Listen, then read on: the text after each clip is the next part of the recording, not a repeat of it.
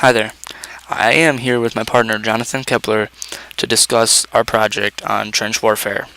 Trench warfare is a combat in which opposing troops fight from trenches facing each other in hand-to-hand or artillery or machine gun fire combat, which I'm pretty sure everybody knows. The most famous use was in the Western Front, was Britain and France versus Germany in World War I. In total, of all the trenches built during World War I, they would stretch at least 25,000 miles, and 12,000 of those miles were occupied by Allies, and then the rest Axis. Historian Paul Fussell describes it. There were usually three lines of trenches: a front line trench located 50 yards to a mile from its enemy counterpart, guarded by tangled lines of barbed wire, a support trench line several hundred yards back, and a reserve line several hundred yards behind that.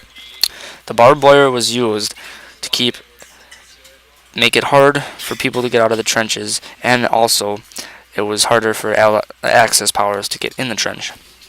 There were three different types of trenches in World War I. Firing trenches, they were lined on the side facing the enemy by steps where defending soldiers would stand to fire machine guns and throw grenades at the advancing offense.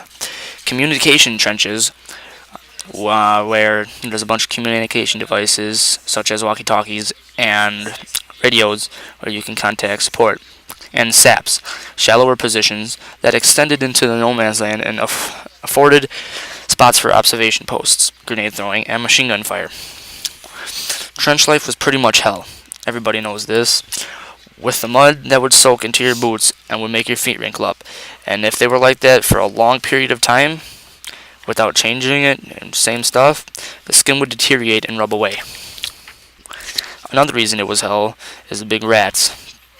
People say, yeah, rats can get big, but these rats were abnormally large. The reason why that they were so large is they would feast on the dead human flesh, and it's not really hard for them to find a place to live. Main weapons used in trench warfare are as listed: machine guns, mortars, artillery, poison gas, and flamethrowers. Machine guns had a large impact on the creation of trench defenses, due in part to their deadly rapid fire. Soldiers dug into the earth to escape the waves of bullets generated by machine guns. Entrenched infantry armed with rifles and machine guns seemed relatively invincible to attack from an exposed army.